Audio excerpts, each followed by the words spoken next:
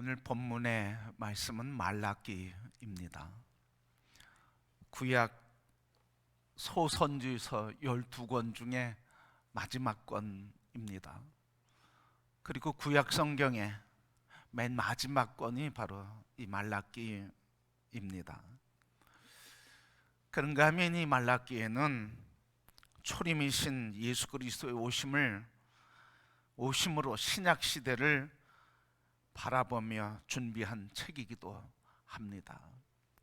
그래서 이 말라기에는 어둠과 소망이 같이 나타나고 절망과 희망이 교차하며 불신과 그리고 신앙의 촉구가 있는 말씀이기도 합니다. 그리고 끝과 새로운 시작이 공존하는 책이 바로 이 말라기입니다. 바로 이 말라기 이후에 400여 년 동안 하나님의 말씀이 침묵했고, 그래서 춘묵의 시대, 어둠의 시대라 그렇게 이야기합니다. 그래서 이 희망과 그리고 절망, 믿음과 불신에 공존하는 모습, 그리고 하나님의 심판과 구원의 모습이 공존하는데, 오늘 본문 5절 말씀 보면 성경에 오늘 성경 본문 말씀 보면 이렇게 말씀하고 있습니다. 바로 5절 말씀 6절 말씀 보면 말라기 4장 5절 6절 말씀 보면 이렇게 마지막 장의 마지막 절에 말씀하셨습니다. 주의 크고 두려운 날에 이르기 전에 내가 너희에게 엘리야 예언자를 보내겠다. 그가 아버지의 마음을 자녀에게로 돌이키고 자녀의 마음을 아버지에게로 돌이킬 것이다. 돌이키지 아니하면 내가 가서 이 땅에 저주를 내리리라. 바로 말라기 마지막 4장의 마지막 절 5절 6절 말씀에 보면 크고 두려운 주의 날이 임할 것이다. 심판 날이 임할 것이다.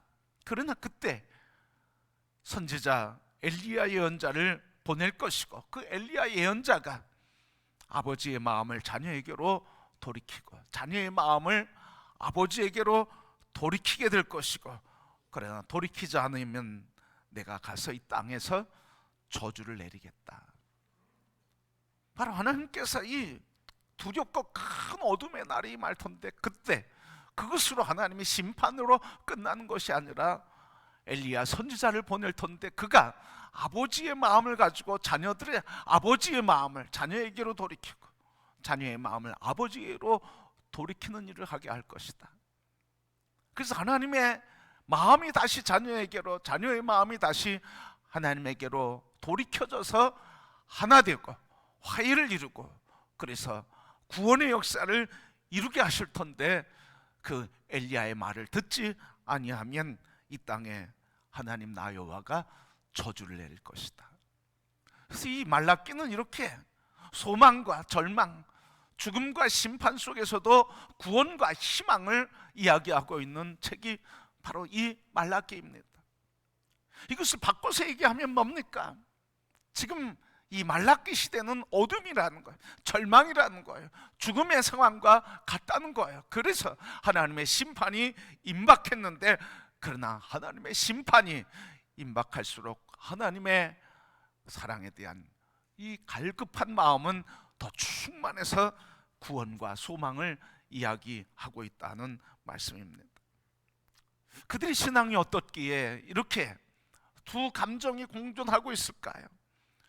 그들의 상태가, 영적인 상태가 어떻기에 이렇게 구약에는 말라기의 심판과 구원을 이야기하고 있을까요? 오늘 본문 말씀에 보면 13절 말씀, 14절 말씀에 이렇게 말씀하셨어요. 여호와가 이르노라. 너희가 완악한 말로 나를 대적하고도 이르기를 우리가 무슨 말로 주를 대적한나이까 하는도다. 하나님께서 이 말라기를 통해서 말씀하시는데, 너희가 완악한 말로, 강팍한 말로 나를 대적하고 있다. 그런데 이 이스라엘 사람들, 이 당시 사람들이 하는 말이 뭐냐면 그게 14절입니다. 하나님을 섬기는 것이, 그 14절 말씀 뭡니까?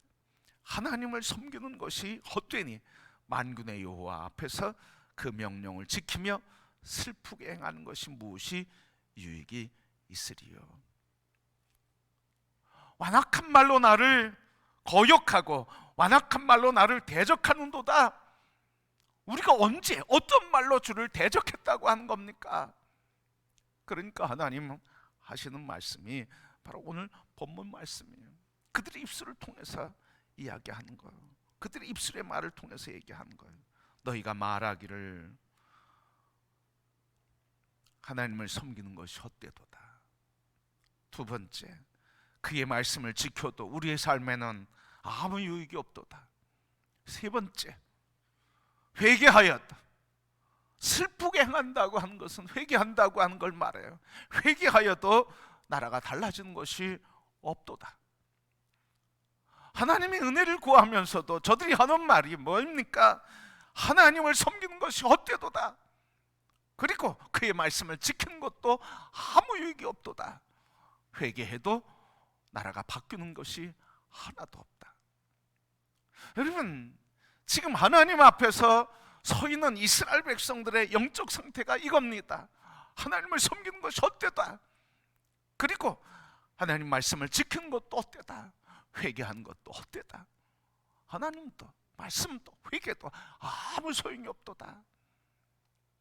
여러분, 이 이야기를 듣는 하나님의 마음 지금 안타까운 거예요. 속이 끓는 거예요. 그들을 향한 하나님의 사랑을 모르는, 그러면서 하나님을 향해서 원망하고 하나님을 배역하며 하나님을 경외할 줄 모르는 그들을 향해서 하나님은 너무 애통하신 겁니다. 그런데도 이스라엘 백성들은 뭐라고 합니까? 너희들이 완악한 말로 지금 나를 대적하는구나 해도 자기들이 무슨 말 하고 있는지도 몰라요. 자기 신앙의 실체도 몰라요. 자기 신앙의 사람이 어떤 모습인지 자기 신앙의 내용도 모르고 있습니다. 왜 이스라엘이 이렇게 됐을까요? 자기를 잃어버리고 하나님을 경외할 줄 모르고 기도도 헛되고 말씀도 헛되고 회개도 헛되고 신앙이 헛되다고 그렇게 낙심하며 절망하며 하나님을 대적하는 자리에 서게 됐을까요? 성도 여러분, 오늘 우리도 우리 자신도 모르게 하나님의 절대 신뢰의 신앙을 갖기보다는 상황과 문제 속에서 하나님을 원망하고 믿음이 흔들리고 믿음이 없는 자처럼 생각하고 말하고 행동할 때가 있지 않습니까? 오늘 이들이 왜 이렇게 영적으로 무감각해지고 신앙의 회귀에 빠졌을까요? 이 시대의 배경을 보면 그렇습니다. 지금 바벨론에서 포로 1차, 2차, 3차 귀환을 하면서 귀환한 그들이 성전을 재건하고 성벽을 수축하면서 외형적으로 신정국가의 모습을 갖춰 놓게 되었습니다. 이런 신정국가를 갖춰놓는 외형적인 모양을 갖췄지만 그러나 포로 귀환한 공동체는 전반적으로 한계와 어려움을 겪고 있었습니다. 그 어려움은 바로 정치적으로 지극히 일부만 자치권을 얻었습니다. 당시 페르시아라고 하는 식나라의 식민주로 의무와 제약에 그 제약 의무를 감내해야 했습니다. 의무는 감당하는데 제국의 통치력은 약화돼서 이스라엘을 지켜주고 보호해줘야 되는데 이런 통치와 통치력의 부재로 인해서 이방 민족이 이스라엘을 침략하는 것을 막아주지 못하고 있습니다. 그래서 이방 민족이 계속 침략해서 이스라엘 백성들의 경제적인 상황, 농촌의 상황, 그들의 수확물들을 뺏어가기도 하고 그래서 사회 경제적인 기반이 흔들리고 시설의 부족으로 인해서 부흥과 번영, 그들이 하나님 돌아오게 해서 다시 회복하고 부흥케 할 것이라고 하는 이런 희망이 있었는데 그 희망을 잃어버려 가게 되었다고 하는 말입니다. 그래서 돌아오면 하나님 성전을 회복하고 예배를 회복하면 하나님이 회복하는 이스라엘 다시 다윗의 나라, 영화로운 나라를 주실 것이라고 믿었는데 대부분의 포로 귀환민들은 다 비참한 삶을 살아야 했습니다. 그러니까 이 비참한 현실 속에서 한 사람 한 사람 낙심하게 됐습니다. 하나님이 과연 살아계시면 이룰 수 있는가? 하나님의 약속은 지금도 유효한가? 하나님의 능력은 지금도 있는가 하면서 지금 처참하고 도탄에 빠진 삶을 바라보면서 낙심하고 절망하고 낙심하고 절망하며 신앙이 흔들리고 하나님의 부르시는 영적 그리고 하나님의 계획하신 계획은 바라보지 못하고 현실에만 붙들리며 절망하게 되었습니다. 한편 생각해보면 이해할 만해요. 왜? 얼마나 힘들었으면 그랬을까? 현실이 얼마나 고통스러우면 그랬을까? 여러분, 오늘 우리 민족도 일제의 지하의 아픔 속에서 많은 사람들이 전향하지 않았습니까? 부일하지 않았습니까? 친일하지 않았습니까? 그들의 생각은 뭐였습니까? 한마디로 이야기하면 해방이 곧 될 거라고 하면 누가 이런 짓을 했겠냐 이거죠, 여러분. 바로 이렇게 현실적인 고통 앞에서 이스라엘 백성들이 신앙이 흔들리고 영적인 감각이 무뎌지고 그래서 절망과 낙심 앞에서 하나님을 믿어도 소용없다, 이런 탄식의 소리가 가득한 말씀이 바로 이 말라기 시대였습니다. 성도 여러분, 오늘 이 말씀을 통해서 우리에게 주시는 교훈이 뭘까요?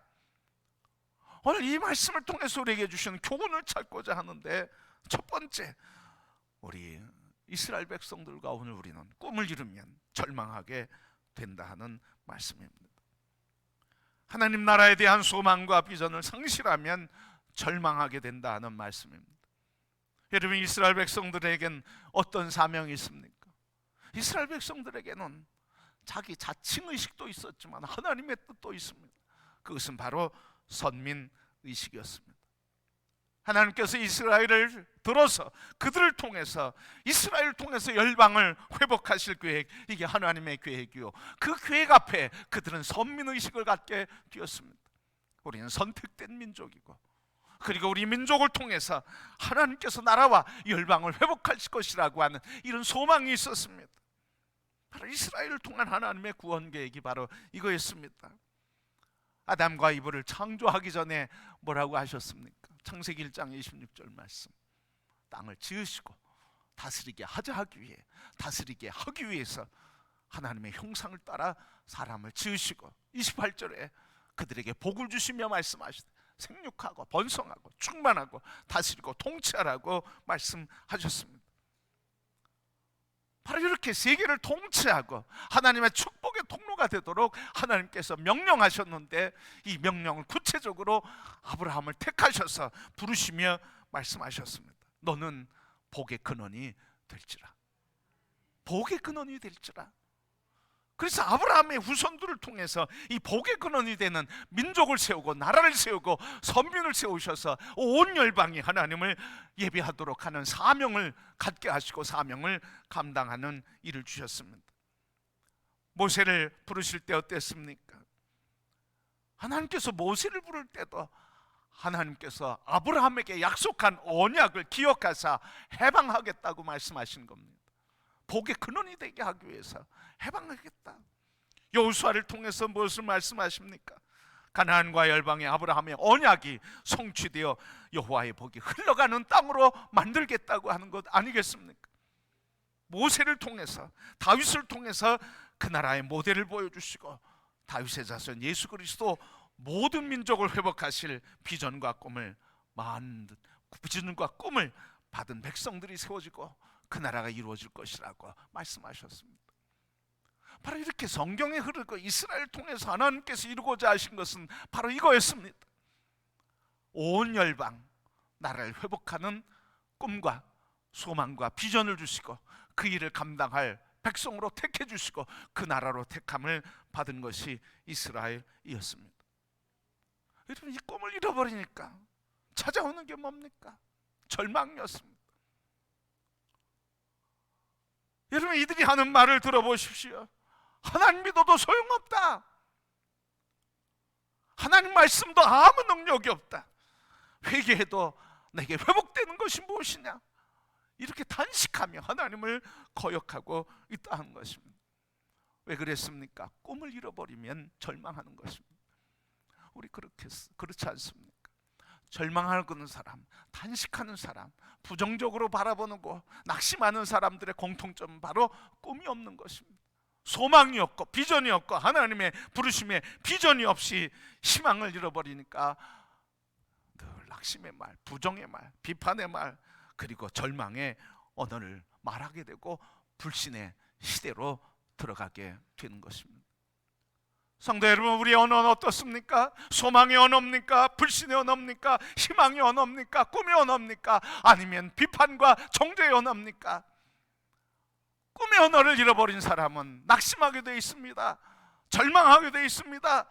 꿈을 잃어버린 사람은 이 땅에서 무기력하고 무능력하게 살아갈 수밖에 없는 것입니다. 그래서 여러분, 오늘 이 시대의 진정한 희망은 하나님의 사람들에게 있고, 진정한 소망은 하나님의 교회가 있으며, 진정한 희망의 근원은 예수 그리스도인 줄 믿습니다. 그래서 우리 그리스도인들이 오늘 회복해야 될 게 바로 이겁니다. 이 사회가 어둠 속으로, 절망 속으로, 갈등 속으로, 분열 속으로, 그리고 다툼 속으로, 정쟁 속으로 빠져도 우리는 희망의 노래를 불러야 할 것은 예수 그리스도가 희망이요 꿈이요 우리의 소명이 되시기에, 우리 그리스도인들은 소망의 노래, 비전의 노래, 꿈의 노래를 불러야 할 줄 믿습니다. 그래서 교회가 살면 나라가 사는 거예요. 그리스도가 회복되면 나라가 회복되는 거예요.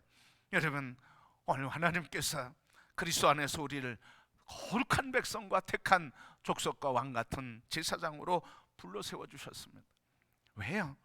구원의 아름다운 덕을 선포하고 예수 그리스도로 말미암아 온 열방에 구원과 치료와 회복을 이루기 위해서 우리를 왕 같은 제사장으로 세워주셨습니다.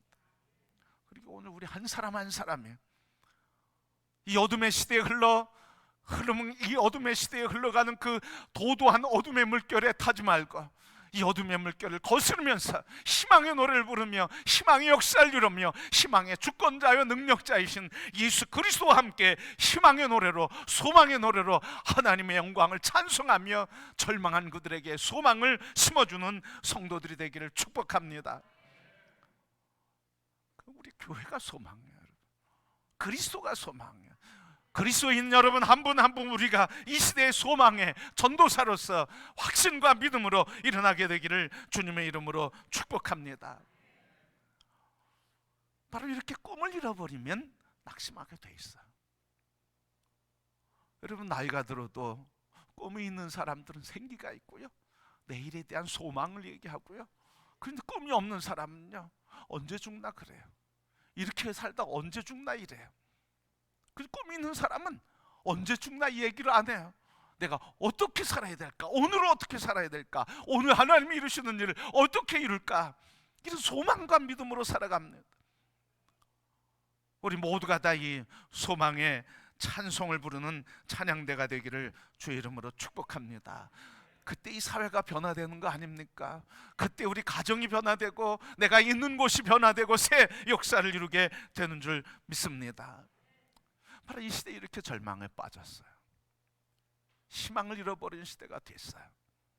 그래도 오늘 말씀을 통해서 우리에게 주신 두 번째 가르침은 이 절망의 시대에 하나님의 백성들이 절망하고 있어도 회의에 빠져도 하나님은 포기하지 않으신다고 하는 말씀입니다. 이게 얼마나 큰 위로가 되는지. 나는 포기해도 하나님은 포기하지 않는다. 나는 절망해서 낙심해서 시름시름 알아도 하나님은 나에게 희망을 주고 소망을 주시는 분이다. 오늘 17절 말씀 이렇게 말씀하셨습니다. 만군의 여호와가 이르노라. 나는 내가 정한 날에 그들을 나의 특별한 소유로 삼을 것이요 또 사람이 자기를 섬기는 아들을 아낌같이 내가 그들을 아끼리니. 하나님이 말씀하시는 거예요. 내가 말한다. 내가 정한 날에 그들을 나의 특별한 소유로 삼을 것이다. 하나님의 정한 때가 되면 그들을 특별한 날들을 정하고 특별한 소유가 돼서 하나님께서 그들을 통해서 그들을 구원하시며 그들을 특별한 자들을 통해서 이 땅을 다시 구원하시는 구원의 역사를 이루시겠다 하시는 약속인 것입니다. 특별히 여기시고 아끼지 아니하신대요. 어떻게 아들을 자기가 자기를 섬기는 아들을 아낌같이 내가 그들을 아끼겠다. 자기 아들을 아낀 것 같이 하나님도 우리를 아껴주시겠대요. 그러니까 여러분, 어둠이 있다고 해서 그것에 짓눌리지 않고 이 어둠을 이기게 하며 우리를 특별한 존재로 삼으셔서 우리를 아끼시며 구원하시는 하나님의 은총을 바라보시기를 축복합니다. 하나님 포기하지 않으세요. 여러분, 이 시대가 어려워도, 우리의 가정이 어려워도, 경제가 어려워도, 우리의 재정이 어려워도, 건강이 어려워도, 가정이 어떤 문제가 있어도 하나님은 포기하지 않으시고 우리를 붙잡으시며 특별한 존재로 세우셔서 우리를 아끼지 않고 부어주시는 은혜를 부어주시는 줄 믿습니다.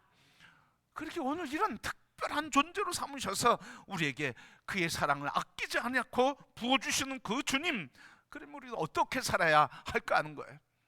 오늘 16절 말씀 보면 우리는 어떻게 살아야 될지 말씀해 주시고 있습니다. 16절 말씀, 그때 여호와를 경외하는 자들이 피차에 말하며 여호와께서 그것을 분명히 들으시고 여호와를 경외하는 자와 그 이름을 존중히 여기는 자를 위하여 여호와 앞에 있는 기념책에 기록하셨느니라. 교회 안에 두 종류가 있대요. 한 종류의 사람은 뭡니까? 하나님의 존재에 대해서 불신앙과 회의에 빠진 사람. 또 한 사람은 오늘 말씀에 있는 것처럼 하나님을 경외하는 꿈과 소망으로 사는 성도가 있다는 거예요. 그런데 여러분, 이 교회를 살리는 게 누가 살리냐는 거예요. 교회 안에, 그 안에서 불신과 회의에 빠진 사람이 아니라 그 안에서 소망과 꿈에 붙들린 사람들이 피차 절망한 사람들을 위로해주며 격려해주며 그를 지지해주며 그래서 위로와 회복을 이루는 역사를 이루시겠다고 하는 말씀이에요. 그래서 오늘 말씀, 여호와를 경외하는 자들이 피차에 말하며, 여호와를 경외하는 사람의 교회 아는 사람끼리 서로 얘기한다는 거예요. 그러니까 교회의 희망이 될 수 있는 것은 교회 안에 있는 여호와를 경외하는 자들로 인해서 교회가 희망이 되며 그 희망인 교회를 통해서 나라를 회복하겠다 하시는 말씀입니다. 다시 바꿔 얘기하면 우리 서로가 피차 교회를 세우는 희망이 된다는 거예요. 교회를 세우는 하나님의 자녀라고 하는 말씀이에요. 우리 서로를 바라보며 서로가 교회를 세우고 그리스도의 몸을 세우며 세상을 세우는 하나님의 거룩한 택한 백성인 것을 바라보시기를 축복합니다. 그렇게 사는 것이 우리의 삶이어야 된다는 것을 말해주고 있어요. 우리 금호교회와 온 성도들이 우리 절망의 어둠의 물결을 맞서서 다 그리스도 예수 안에서 우리를 특별한 존재로 세우시며 아낌없이 부어주신 하나님의 은혜 안에서 절망한 세상에 희망을 노래하며 절망한 성도들에게 희망을 이야기해주며 하나님의 회복할 오실 예수 그리스도의 나라를 준비하는 우리 교회와 성도들이 다 될 수 있기를 축복합니다. 그래서 하나님께서 오늘 이 시대 어둠 속에서 하시는 말씀이에요. 그 말씀은 뭡니까? 꿈을 잃어버리면 절망한다. 그래도 하나님은 포기하지 않고 우리를 특별한 존재로 세우시고 아낌없이 그의 은혜와 사랑과 필요를 공급하시겠다. 그러니 너희들은 피차 권면하며 여호와를 경외하는 너희들은 피차 위로해주며 함께 다시 회복될 그날을 소망하며 살라고. 불신에 찬 이 세대에서도 믿는 너희들을 통해서 다시 회복될 나라를 세울 테니 너희들 서로 위로해주고 격려하며 믿음으로 불신의 사회를 이겨나가라고 우리에게 말씀해 주고 계십니다.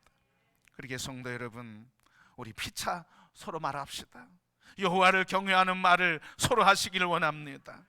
불신의 언어가 가득한 이 시대에 희망의 언어를 얘기하고 소망의 말을 하고 비전의 말과 축복의 말을 우리 서로 하면서 우리를 통해 새 시대를 이루고 그리스도 오시는 새 시대를 준비하는 엘리야를 보내신 것처럼 우리 모두가 다 불신의 시대에 보냄받은 엘리야처럼 하나님이 준비하는 그리스도의 세대, 오는 세대를 준비해 하나님의 영광의 승리의 삶을 사는 모든 성도, 영광의 승리자들이 되기를 주님의 이름으로 축복합니다.